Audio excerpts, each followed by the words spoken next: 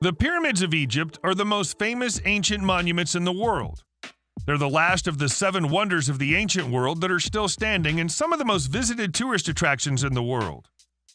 Despite that, there are still so many mysteries about them that they're yet to get to the bottom of. Let's talk about them. Let's start today off by talking about temperatures. Whenever the technology used by archaeologists advances, someone always returns to the pyramids to see if that technology leads to any breakthroughs. In 2015, an international team of scientists and architects conducted a joint survey of the pyramids of Giza and identified thermal anomalies deep inside the structures. Higher than expected temperatures were recorded in 3 adjacent stones in an impossible-to-reach area at the very bottom of the Great Pyramid. Although empty spaces, different building materials, and internal air currents have all been suggested as possible causes for the anomalies, nobody's able to say for sure. Further anomalies were detected in the Great Pyramid's upper half. The discovery came when the research team used infrared thermography to scan the pyramids as they heated up during sunrise and then again when the sun went down and the limestone cooled. It's a virtual certainty that there are rooms and chambers inside the pyramids that we haven't yet been able to reach. But why would those chambers be warmer than the structure around them? Unfortunately, it might be several years before we find out. Here's a question that occurs to many people who've studied the great Egyptian artworks and monuments of the ancient past. How did they cut through massive, heavy, thick stones and rocks with seemingly the same level of ease as we can cut through butter today? The largest construction companies in the world would struggle to replicate Egypt's great monuments, yet we're asked to believe that the ancient Egyptians created them with nothing more than basic hand tools. We're not so sure about that. We think they may have had powerful saws. The most obvious sign of that comes in the form of the granite sarcophagus inside the king's chamber of the Great Pyramid of Giza. The marks on the bottom of the box could only have been made by a saw. And it would have had to have been a very large saw, too. We can't say for sure what kind of teeth the saw might have had, but there's little disputing the clear evidence that a saw was used. What happened to the stone-cutting technology of the ancient Egyptians? And why have we never found any modern trace of it? We could make this whole video about the mysteries of the Great Pyramid of Giza in Egypt if we wanted to. It's 4,500 years old, and we still don't truly understand how it was even built. That alone would make it worthy of inclusion here, but there's another mystery about the pyramid that only came to light in 2017.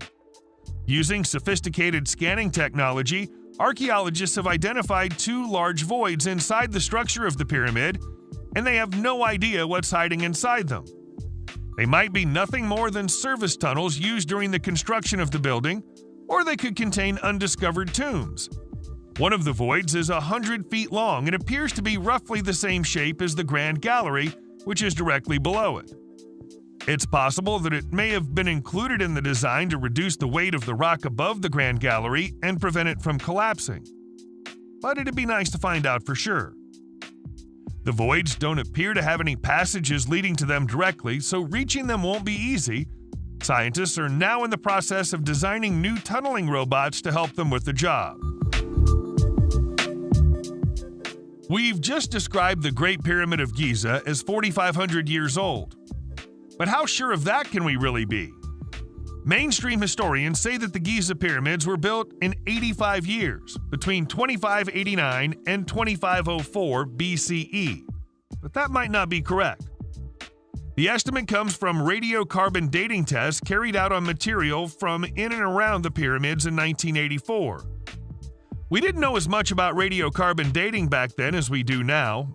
Further set of tests carried out in 1994 and 1995 indicated that the 1984 estimates might be off more than 2 centuries, making the pyramids 200 years younger.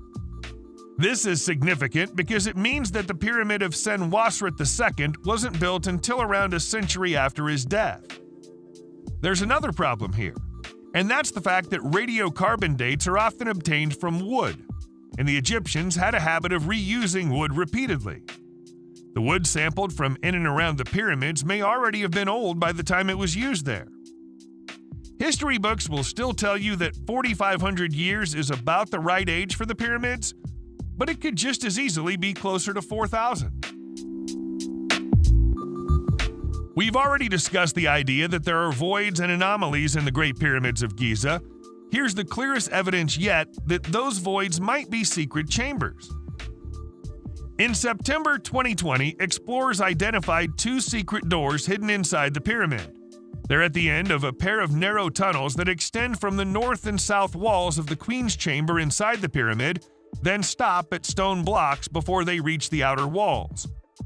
There isn't enough space in the tunnels for a human to explore them, but a robot called Webwawat was sent into the space and obtained pictures of a small stone door with what appear to be 2 copper handles attached to it. The same robot also took pictures of faint red hieroglyphs painted onto the walls. The hieroglyphs are rough, almost like graffiti, so it's possible they're guide marks left behind by the stonemasons who built the pyramids. These shafts can't have been used for ventilation because they don't open up to the exterior of the pyramid, but they're surely too small for humans to have been expected to navigate them. Building a door implies that there's something worth protecting behind it, though. What could it be? Here's an idea that you've probably heard before. In fact, it's an idea that's been repeated so many times that people believe it to be true, even though the evidence upon which it's based is tenuous at best. In the 1980s, Egyptologist Robert Bauval claimed that the 3 pyramids of the Giza complex are perfectly aligned with the stars to make up the belt of the constellation of Orion in the night sky. He followed this up with a book called The Orion Mystery, which he released in 1995. The book became a New York Times bestseller, and the idea took root in people's minds. The problem is that the whole concept is a little dishonest. You can't make the pyramids line up with Orion's belt unless you invert one or the other. Surely, if the Egyptians intended to reflect the position of the stars, they'd have arranged them in a way that didn't necessitate this inversion.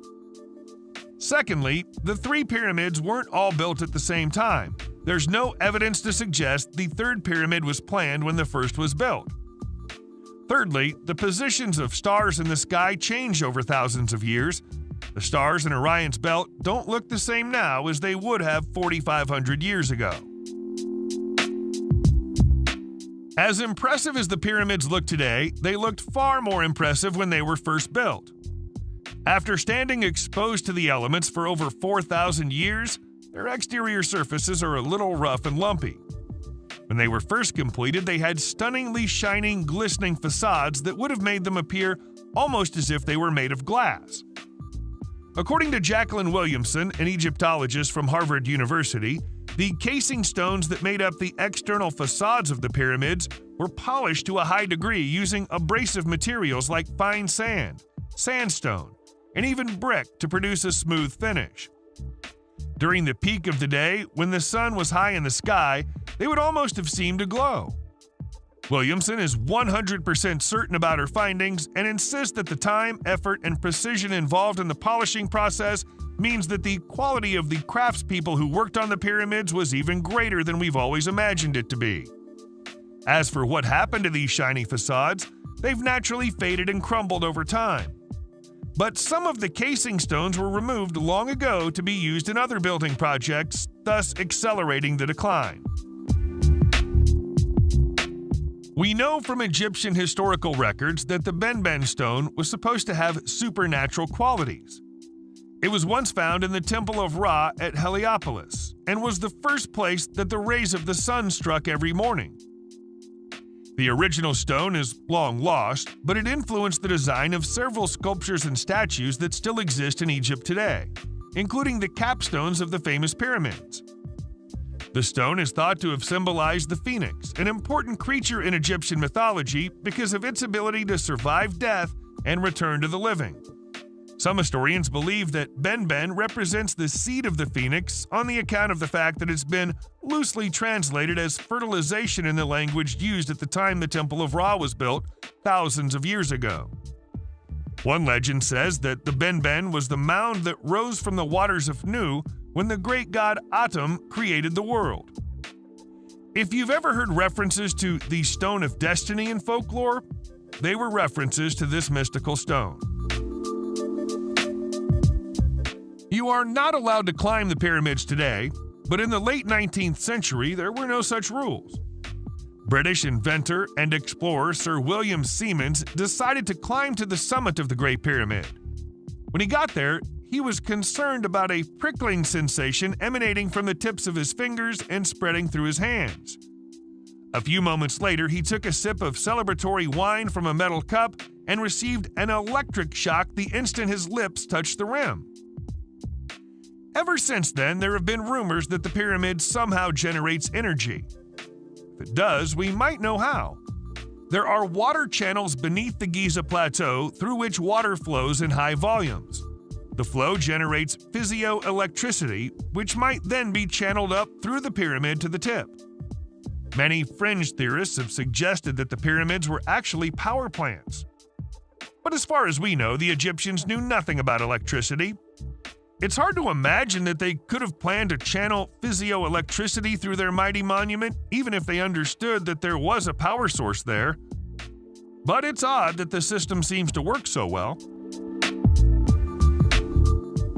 Speaking of strange theories about the pyramids, if you remember the U.S. presidential elections of 2016, you might recall that Ben Carson stood as a candidate for the Republicans.